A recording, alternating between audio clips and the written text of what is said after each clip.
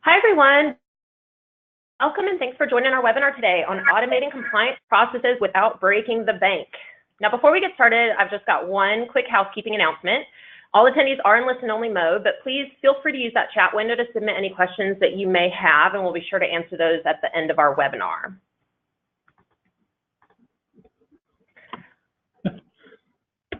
All right, so here's a look at what we're going to see today. We're going to start out with some quick introductions, and then we'll hear from Michele Brewer of United Community Bank to hear some of the ways that they've been able to automate key compliance processes within their organization. Then we'll dive into learning about BankerShare and walk through a live demo to see it in action. And of course, we'll finish up with a little bit of Q&A. All right, so on to who we've got on our webinar today. First of all, this webinar is being presented today by Abel Solutions. We are a customer-centric consulting firm delivering business excellence solutions leveraging people, processes, and technology. 2019 actually marks our 25th year, and our team is based out of Alpharetta and Marietta, Georgia.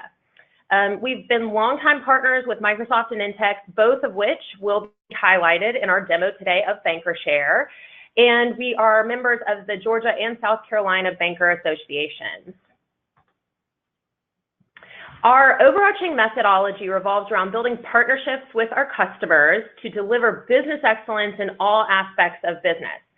The key services that we provide, you can see up here, include strategic technology planning, business application development, portal and collaboration solutions, business insights and analytics, process optimization and compliance, as well as IT managed services. So now let's meet our presenters for today. First up, Andy Newton. Andy Newton is currently the product manager for our BankerShare solution with Abel Solutions. He's got over 12 years of experience in the financial services industry and spent 7 years with PeopleSoft building out an FSI offering. He's a former vice president of information technology for Palmetto Bank out of Greenville, South Carolina. He's a former Fiserv Signature User Conference Committee Chair for Risk and Business Intelligence, and is an independent consultant for United Community Bank out of Blairsville, Georgia. Michele Brewer is currently the Senior Vice President and Deputy Chief Compliance Officer at United Community Bank. She's got 28 years of diverse experience in financial services and regulatory compliance with community banks. She's responsible for overseeing compliance with fair banking regulations, including UDAAP, fair lending, CRA, HMDA, and deposit regulations. She graduated from the South Carolina Bankers School and is a certified regulatory compliance manager. She's also a member of the South Carolina Banker Association Compliance Committee and has served as chairperson from 2013 to 2015. And lastly, I am Nicole Presley. I'm a senior consultant here at Abel Solutions, where Nintex happens to be one of my primary areas of expertise. As I mentioned, Abel Solutions is one of Nintex's premier partners. We've had a very close relationship for many years. As such, I'm also serve as a virtual technical evangelist, which is equivalent to Microsoft's MVP program. Today, I will be serving as your moderator. So with that, I'd like to turn it over to Michele to walk us through some of the areas where UCB's worked with Abel Solutions to leverage SharePoint, Nintex, BankerShare, to automate some business-critical compliance processes. Michele? Thank you, Nicole. Well, good morning, everyone that's on the call. I'm glad you're joining us today. I hope everyone that's in the banking industry enjoyed a nice 3-day weekend, and wherever you are, that you're staying dry as the rain falls upon us. So what I'd like to do is take a few moments to share with you how we here at UCB have used SharePoint as a compliance tool. So we're going to dive right on in. And when you think about SharePoint and automating, for those of you that are on the call that may have been around the compliance arena for a while, compliance in 20 some odd years ago was heavy in paper. Everything we did was manual. It was paper generated. I even remember a time when we actually used typewriters to complete documents. But we've had a lot of technology advances over the years that's enabled us to gain some efficiencies. And so as you think about SharePoint, you want to think about those manual processes that you've done or that you currently do that you're trying to find a way to automate. So things such as your checklist, any type of checklist you're doing, rather it's checklists for reviews that you're conducting, making sure that you're let's say, for example, you're reviewing an advertisement and you want to make sure that you are following all the guidelines and within Regulation DD. You know, those type of checklists. Any type of forms that you might be filling out. So forms might consist of, those of you on call that are involved with HMDA have probably introduced some worksheets or some forms for your line of businesses to fill out. And then any information gathering. So the information that you may gather from your line of businesses that, or even from the front line, for information. So from a BSA standpoint, that might be your questions that you're asking on the front line to determine the type of customer that and their activity when they open an account. Or it might be information such as donations from a CRA perspective that your branches are doing, or volunteer efforts. I know that's a large one in our CRA side of the house. So thinking through this, you're thinking through your manual processes. So some of the examples and some of the things that we've done here with SharePoint at UCB to automate some of these processes is items such as consumer complaints. And I think Andy's going to touch on that a little later. But consumer complaints, if you've been around for a while, has exploded and been a huge focus from the regulators, and especially with the introduction of the CSTB years ago with consumer complaints and understanding the complaints that not are coming in through your regulatory agency, but also those complaints that are maybe coming in via your branch network through letters or through verbal complaints. And so how do you automate that? You know, and when I began many moons ago, we had a spreadsheet.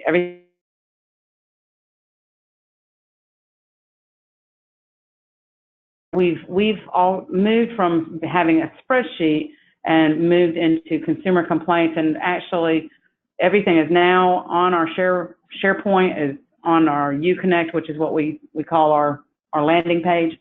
And our branches and line of businesses can submit everything, the complaints that come in via SharePoint. We can document all of the complaints, the resolution, communication between us and the lines of businesses. And then in addition to that, we have reporting capabilities. So being able to report and understand the complaints that are coming in, you know, what regulation are they tied to, what product are they tied to. So that entire process we've been able to automate. HMDA worksheet. For those of you that have been fortunate enough to be in the HMDA world over the past couple of years, it has exploded as well. And so one of the things that we were challenged with is how do we get this information? You know, for the most part, our HMDA information is coming from solutions. So rather, if you're in the secondary market, you might be working with Encompass, you might be working with Laser Pro on the consumer side. So, you know, you're getting a lot of that from your solutions, but for us, commercial is a manual process. Everything is manual for certain relationships. So we had to find a way to actually automate that worksheet so that when they provide it to compliance to put the commercial HMDA on our LAR, we automated that through SharePoint. A couple of other things in the BSA side of the house. So if you're in BSA, a lot of my career in the very beginning was BSA, and a lot of these things I remember sitting and writing, touching paper documents, but now with the use of SharePoint, we've been able to automate that. So STAR referrals.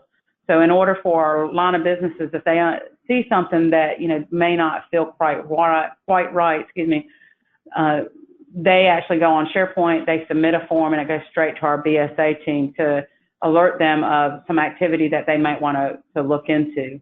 CTR exemptions, that's a process in place. We've been able to automate that in SharePoint, where all that documentation of looking at our customers to see if we can continue to exempt them, those reviews are all conducted through SharePoint. High-risk customer reviews, that's something that over the years has been enhanced and has evolved, quite honestly, especially since 9/11, of really understanding your high-risk customers. So we actually have taken our paper document that, you used to have a paper document, you fill it out with your customer and with your line of business or your banker in the branch. All that is automated, where the branch can submit, the data that they have. Our BSA team can review the data and put the note to determine, what is the risk level of that customer. And then the last two things that I would like to share with you is issue tracking and CRA landing page. And so issue tracking, for us, we've just recently gone over the $10 billion mark about 2 years ago, and have been involved with the CFPB and examined by the CFPB.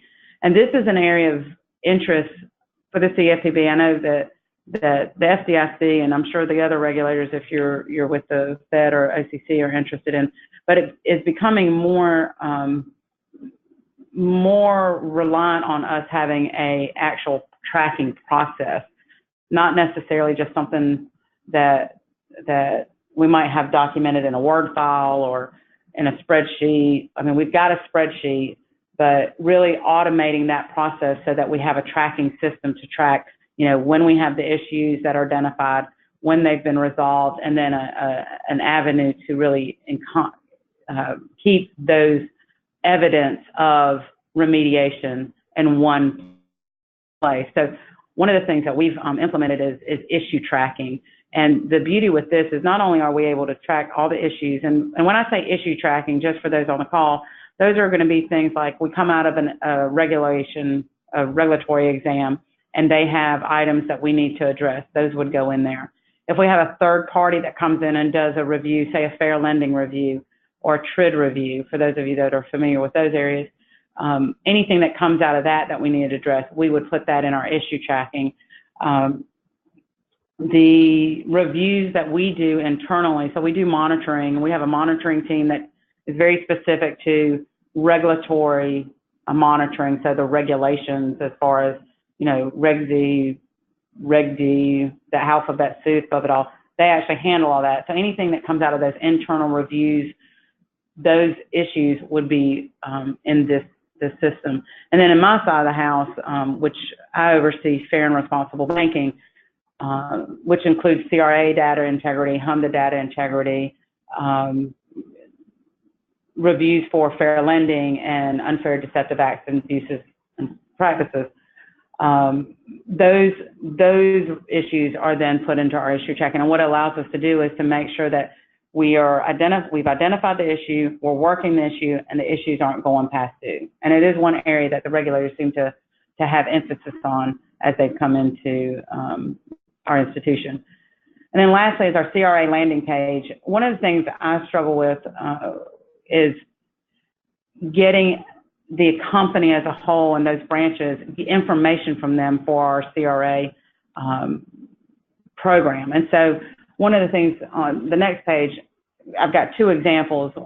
One example, this is our CRA landing page, and this is something I recently created last year, and it's a landing page on SharePoint where it's dedicated to the Community Reinvestment Act.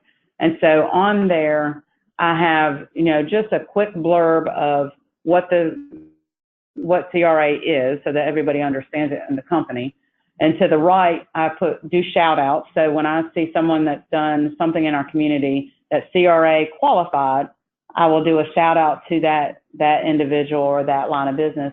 And then most importantly is our CRA links. I've created links in here for several things. One is our CRA public file. So now that that's housed in one place, that anybody walks in and wants it, that's where it can be, that's where they can get it from. Searches for links to places like our school search. If they're looking to identify schools that are Title I or those schools that are reduced or 50% more reduced or free lunch, they got quick access to that. FFIEC.gov, you can't see it in there, but I've got a link to FFIEC.gov for geocoding. I've got job aids, so I've got quick one-page PDFs that it's a link under those CRA links to share with them. You know, if you want to understand gross annual revenue, it's a quick page for that. If you want to understand geocoding, it's a quick link to that. I also have links to examples of what is considered a CRA volunteer effort, what is considered a CRA donation, what is considered a community development lending. And so I have just one page of typically this is what counts, typically this is what does not count. In addition, I have links to forms, and this is the area that gets me really excited because it's an automated way for them to tell us their story. So we have 3 links. One is for community development loans, one is for CRA donations that they've done in the branch world, and then one is for CRA volunteer efforts.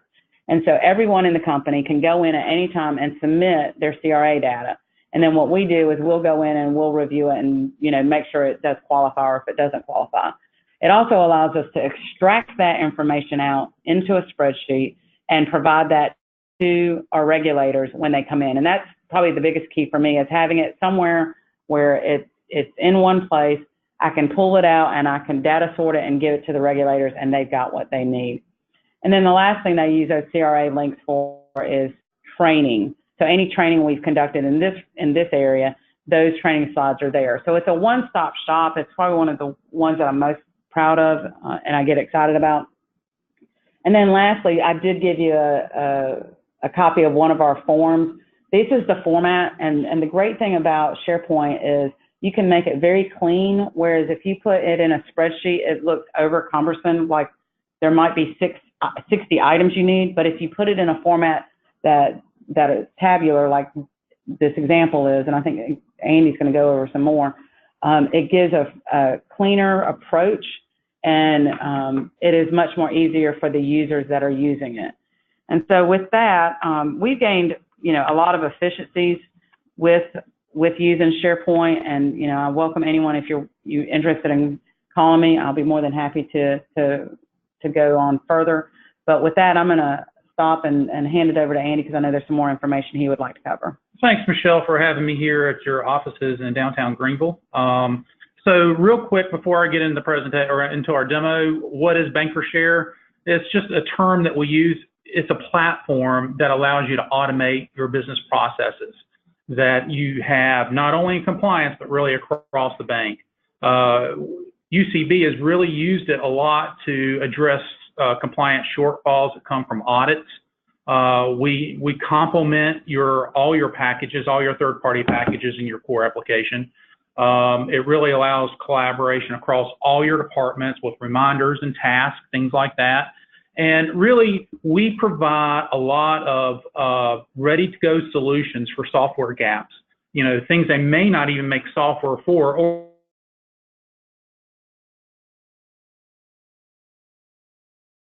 needs as you grow. So you start thinking about all the manual processes you have out there in the business, and this little Dilbert guy has thought of a lot of them. There's a whole lot more. At UCB alone, I want to say that we have automated upwards to maybe 200 manual processes throughout the bank using SharePoint, specifically using SharePoint and Nintex, which is our workflow engine and forms generator. So you can start thinking about those processes and you have them out there. So you have this core system, does a great job of storing the data. You complement that core system with a bunch of other technology, and those departments run those various technology platforms. But what it doesn't do is it does not allow you to create a business process that seamlessly flows from department to department. And that's really where BankerShare comes into play. We have this business process platform that allows you to do that. So with that, I'm going to go right into our demo. So we have a platform. It's all built on SharePoint. So if you have SharePoint in-house, either Office 365 or just in-house SharePoint, we can drop these solutions in for you. You really don't even have to have our platform. But you know what? We are finding that banks don't really have a good intranet solution, and so we built this to be able to drop in a complete intranet for your bank. It comes with home pages. It comes with dashboards for various areas. It comes with department templates that you can actually quickly deploy to the various departments. It comes with built-in security, so you can secure various parts of your intranet out from other departments, so you have private areas. And there's so many things that we can do with this intranet to hook in other applications that you already have built. So one of the first things I want to talk about is the customer complaint tracking. And Michelle mentioned this, that UCB built out a customer complaint tracking module. And it's a really useful module because it allows everybody at your bank to have access to create and enter in a complaint or dispute. It also allows you, and we've built in the ability for you to import from other data sources. So if you have files coming from other systems, we can import that in, and you can store all your complaints on one system so you can get your reporting. So when an entry is created, we assign it a product or subproduct and issue, and this all helps us with our smart routing assignment. And I'll go into that a little bit more detail, but that just allows us to make sure the complaint gets to the right area to research if needed. The complaints are routed to your complaint manager or whoever oversees your complaint system. And what they can do then is they can assign this out to a various group or back to the creator themselves. But this assignment, if we choose the line of business, that's when the smart routing takes effect. We can route it to the right person that manages those types of issues. We are now in the in progress stage. We can track our communications back and forth between our customers so that we have what our initial response is. All the communications that go on are stored within SharePoint. We have a research log, so you can now start documenting everything that goes into the research of this complaint. And then once it's closed, or before it's closed actually, you can set a threshold. In this case, we put a 3-day threshold. That's very flexible. That your complaint manager will get a reminder if we have a complaint that's older than 3 days, so that they make sure that it just doesn't sit out there for too long a period, because I know that there's some service level agreements that you would like to meet. Upon closure, we can track the root cause, the loss of the bank if it's out there, and the reason, all the resolution reasons and notes, and then we lock the record. And then we provide all the reporting. This reporting here can be built to your specification, but we come with something out of the box we'll show you. And it allows you to take that to your quarterly board meeting. So there's no more trying to find out what you need to bring in and how you sort that data. It's built for you. So I'm going to come over here. I'm going to roll back up to departments. And I'm going to come down to my compliance. You can see I've got some little call outs here. I can go into various things, but right now I'm just going to go into the customer complaint dashboard. And this is something your complaint manager or compliance area would have access to. It's kind of neat. It organizes your data. You have customer complaints that are in progress. All right, so I've got new, I've got in progress here. So I can tell what I've got going on and what I need to be following back up on. Over here, I've got complaints that are past due. Again, we set a threshold of 3 days, but we can suit that to your needs. And then I've got my closed complaints. But if I'm sitting at the branch and I need to enter in a complaint, we can come here to the home page and we can come over to customer complaints. It is going to give me some instructions, but it's also going to show me the complaints that I've created, so I can actually see what's going on with things that I've entered, where the research is, what's going on with it, and what's been completed. Right now, I have none that's been completed, but I get this complete transparency to the person who's entered it. If they want to enter in a new one, we make it as simple as possible. Get them a quick, easy screen to enter in the data. All that data is routed to compliance once they save it, and compliance then can start working the issue. We give you the ability to do a dispute or a complaint, but if you want examples of those, you can put in your examples so the user is not kind of left guessing, and then obviously as you as the administrator, you can change that based on your needs. Then you have your fields you fill out, some of the key ones, how is it submitted, anything that we're storing here we can report on, which is the nice thing. Here is the part we want to be able to track, what product it was. We can track it down to the sub-product, and then what type of issue you're having with it. And based on this information here, that's what creates our smart routing that sends it to the right area for research if that's what the compliance manager or complaint manager sees. And then they fill out the rest of the information. As a creator, I get an email upon closure of this, so I know that this thing has finally closed, and it shows up on my dashboard as being closed as well. All right, I'm going to sweep back over to the actual form itself and open up one that we've completed so you can see all the different pieces that make up the complaint. Again, we try to make this look as nice as we can, as organized so that it's easy for people to navigate around all the information that you're gathering.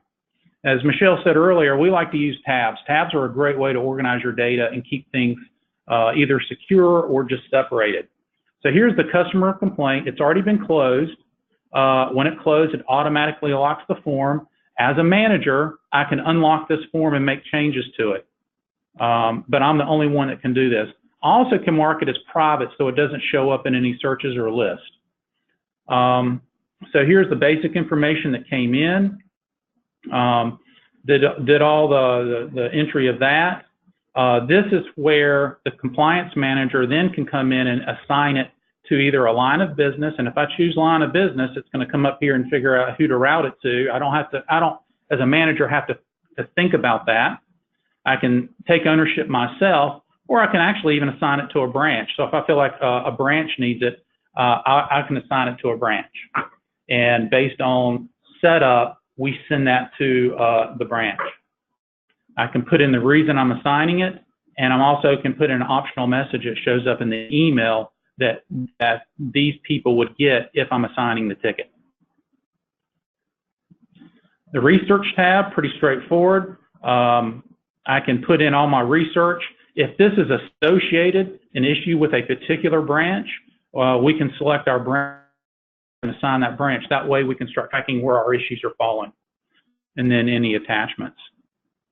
Customer communications, we can put in all the times we've talked to the customer, what type of method it was, and what the conversation was.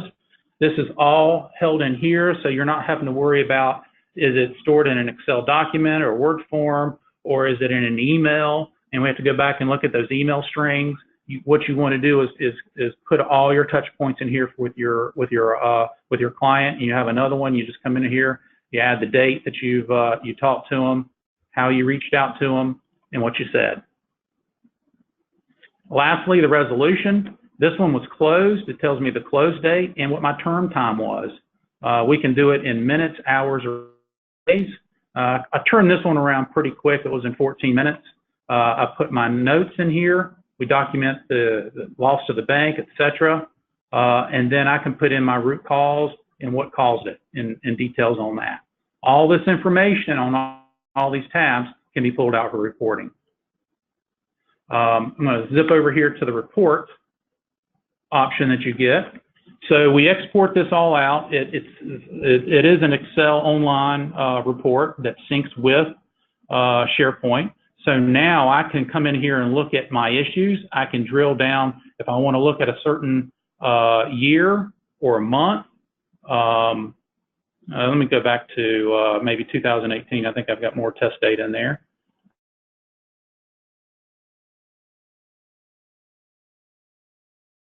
And sort based on what I've shows up here. These are called slicers. If you're an Excel whiz, you kind of know what you're looking at there, but it allows you to quickly slice the data and look at it and then prepare it for your board reporting. So that is a very high-level view of our customer complaint. The next one I want to talk about is our CTR Exemption Reviews. So if you're having problems or you know, you're trying to track when you need to do these exemption reviews on these customers, so you can exempt them for the CTRs in the branches, what we have done is we've been able to create a list of your customers. You put that list of customers in there. If they are exempt, your branch actually has access to look at your exempt customers, so they can look them up to see if that customer is exempt or not. But that's not really the big piece here. The big piece is that your compliance area now then gets yearly reminders of which customers are due for a review. They also, if you look way over here to the right, they get a calendar that they can look at. So their calendar is going to show them their reviews that are due for that month and coming months. Another piece is that we send the head teller a form they are responsible for to fill out with the customer. And we'll talk about that here in a minute. Then we have our review process itself, which goes through a couple of stages: in process, completed, approved, declined, and then we collect all the information. And based on all this information, we send this for approval.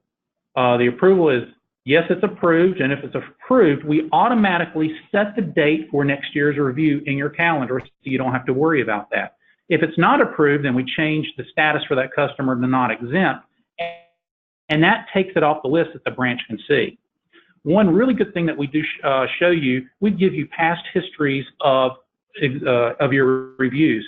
So if you ever get questioned or audited based on why you exempted this customer, you can go back in time and look at all your reviews.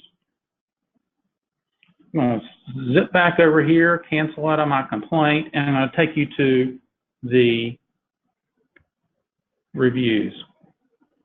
So we'll come up here, compliance.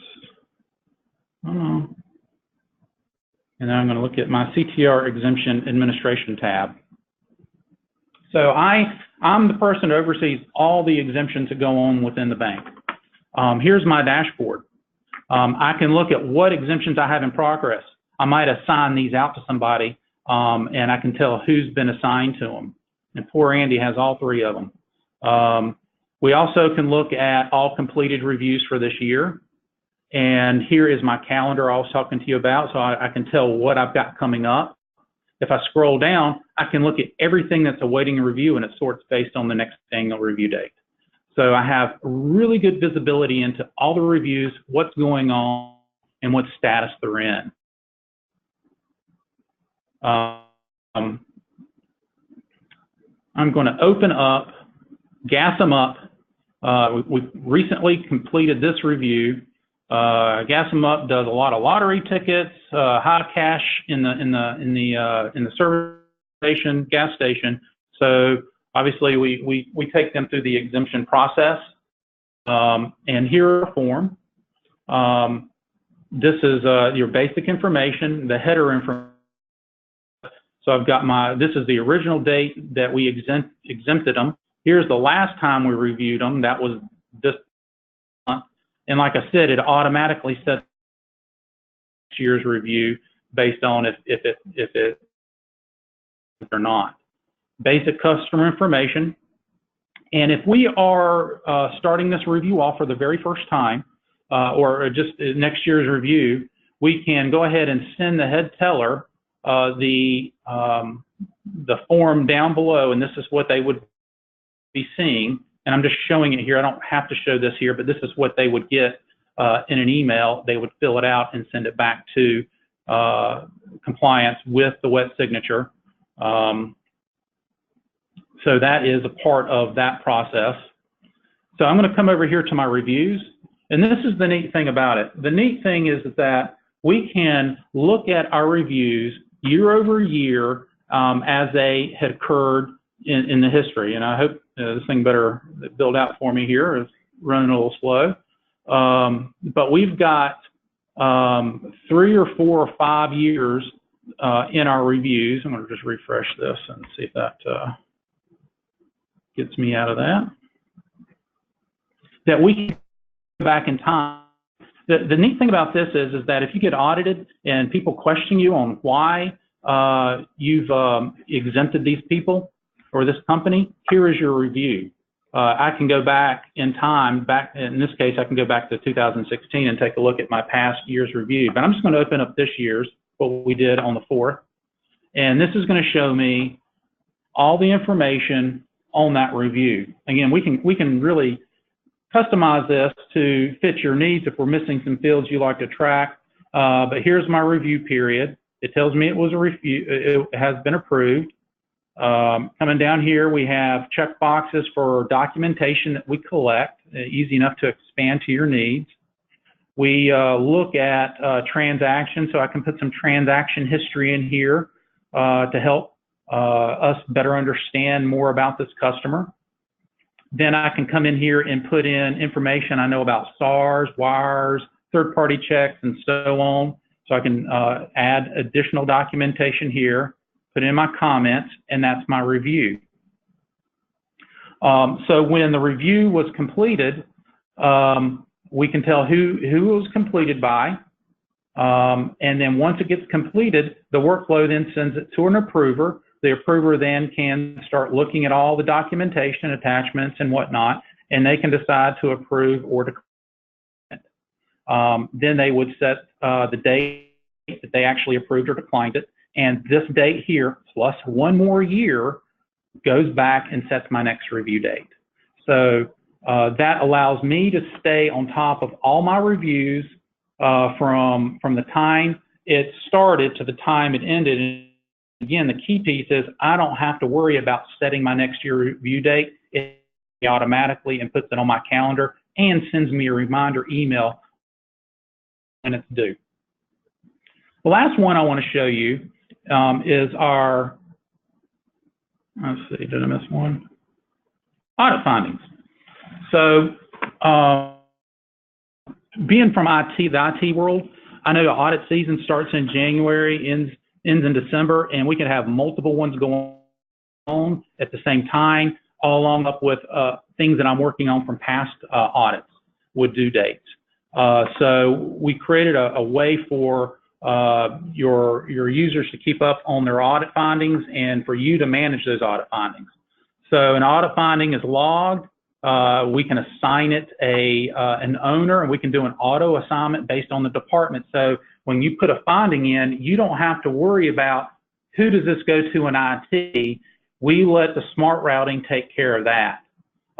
Then a remediation plan is begun, and so we flag as in progress. And then we can submit a response, but there could be questions and answers that are going on back and forth between compliance and the person who owns it. And that could go on for a while, but we try in SharePoint, so you don't have to worry about email strings and phone calls and things like that. And then we review it. Once it's been reviewed, we change the status, and then we remediate or assume the risk of that one. So we basically were verifying the remediation. Did this actually take place? Did IT say what they said they were going to do?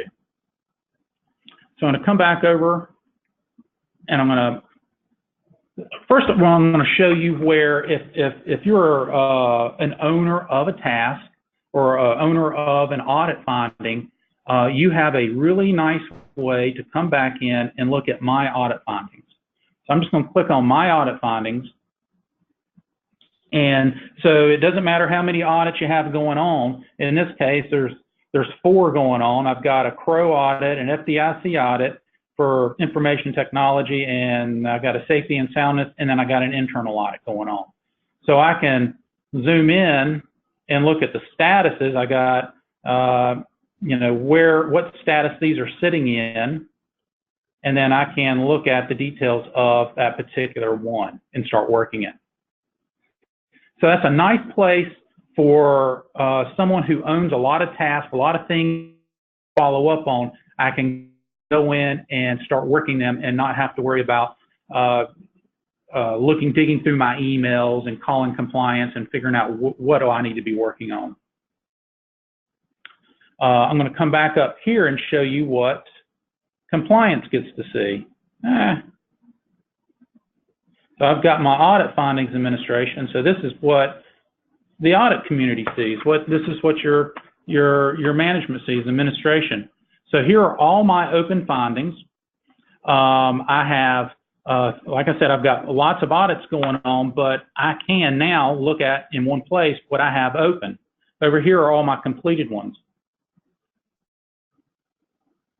So I can take a look at any completed particular ones. Let's see. I thought I had one out here I was going to do.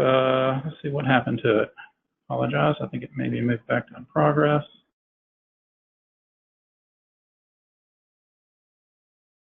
Completed finding. And we do a lot of tracking with this. Again, the tab metaphor. Up here, it's telling me it's been remediated. I give it a tracking number, the name of the audit, what year it belonged to, specific details. Was it high, medium, low? What department? And again, based on the department, we can route that to the right person, so you don't have to know everybody in your organization. You just need to keep that table updated with those people's names. Particular information, the title. If there's a certain regulation that's associated with it, we can report off that.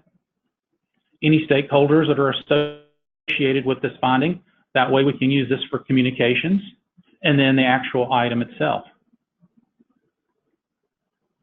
Then I'll come over to the remediation plan. This is where whoever owns it can put it in the remediation plan. They can put their estimated time of when they think this is going to be actually addressed, and a way for them to submit it, and we can track the dates this is submitted. Here's the QA piece. So if there's questions going back and forth between compliance and we can trap all that in here, state, and allow those information as you may have turnover or people change jobs inside your bank. So the last piece is administration. This is, they can review it. In this case, they've already reviewed it. It's been reviewed on person and they put their notes in. We can track the outcome. Was it remediated, or are we assuming the risk? And it tracks the date that this was done and when we signed off on it. So those are just three of the exciting things that we've built in SharePoint. Like I said, we've built several hundred workflow automations throughout banks, and we've streamlined the operations completely from end to end, creating efficiencies through organizations, allowing you to do more with less, as most organizations are trying to do today. I'm going to switch back over to my PowerPoint and just kind of give you a sense of our roadmap, some of the things that we've worked on. Here are things that we've already built and delivered in our application, in our platform. Here are other things that are actually underway and will be a part of the platform soon. And so we are really engaged with bankers associations here in the South. We attend compliance conferences. We attend other conferences, and we're always looking for ways to build out our product to really make it more efficient and affordable to everybody else. So at this time, I am going to open this up for any questions that you might have at this time for either Michelle or myself. Great. Thank you so much, Andy, and thank you, Michelle. That was awesome. We do have a couple of questions that have come in already. First of all, Andy, maybe this one is for you. What other areas of the bank are you seeing SharePoint being used for this type of process automation? Wow, really all over the place, and I think Michelle can attest to that. And we've done things in deposit operations, loan operations, branch operations, HR, credit administration. Yeah, it's interesting because on my CRA landing page, well, I had just all of the items that were in those CRA links. I had a lot of that already in the compliance page, but I really wanted to do a CRA landing page that really focused on CRA and had everything in one place for CRA. And so I actually used our mortgage division. They have a landing page specific for them that has their reporting and everything on SharePoint. So really any area of the bank that you have manual processes or that you want to have a landing page for, you can pretty much build it out. I've done it in my previous roles as well. Good question. Excellent, thank you. We have here, but I want to be respectful of everyone's time. We're right at 11:45, so for those of y'all who sent in questions, if we hadn't gotten to it, we can follow up directly with you on those and take a next step. But I want to thank everybody. Thank you for joining today. I hope this was great. Of course, there's next steps listed up there. If you're interested at all, if Abel Solutions can come in and help you with your compliance needs or any of your kind of business process automation needs, definitely reach out to Andy. His contact information is up there, and we look forward to talking with you real soon. Thanks so much. Have a good one.